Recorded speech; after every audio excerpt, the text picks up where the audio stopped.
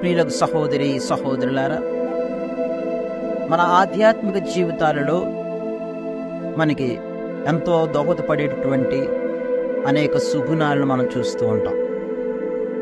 అన్ని సుగుణాల కంటే అత్యంత విలువైనటువంటి సుగుణం విధేయత.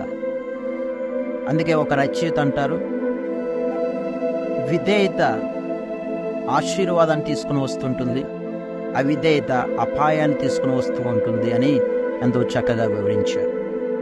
నిజం ప్రియులకు సహోదరి సహోదరులారా, మన జీవితంలో మనం పాటించేటటువంటి విధేయత వలన అనేక విధాలుగా మన అభివృద్ధికి కారణమవుతూ ఉంటుంది.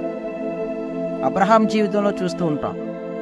ఆదికాండంలో 22వ అధ్యాయము 18వ వచనంలో మనం చూస్తాం. అబ్రహాం యొక్క విధేయత జీవితం వలన, ఆయన చూపించినటువంటి విశ్వాస జీవితం, ఆయన విధేయత వలన ఆయన జీవితంలో అనేక ఆశీర్వాదాలు చూస్తూ ఉంటాం. ఆయన చూపించిన విశ్వాసం, ఆయన చూపించినటువంటి విధేయతే ఆయన జీవితానికి అనేక మేలులు, అనేక దీవెనలు, అనేక ఆశీర్వాదాలు తీసుకుని వచ్చింది. కాబట్టి ఈ మన మానవ జీవితంలో, మన ఆధ్యాత్మిక క్రైస్తవ జీవితంలో కూడా మనందరం కూడా పాటించాల్సింది విధేయత.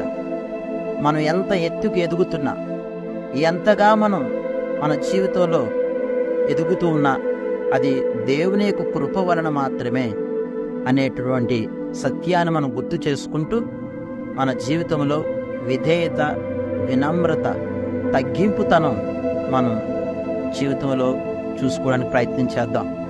అలా ఉన్నప్పుడు ప్రభు యొక్క ఆశీర్వాదాలు మరింతగా నూరంతలుగా మనం పొందుకోగలం. Thank you. God bless you.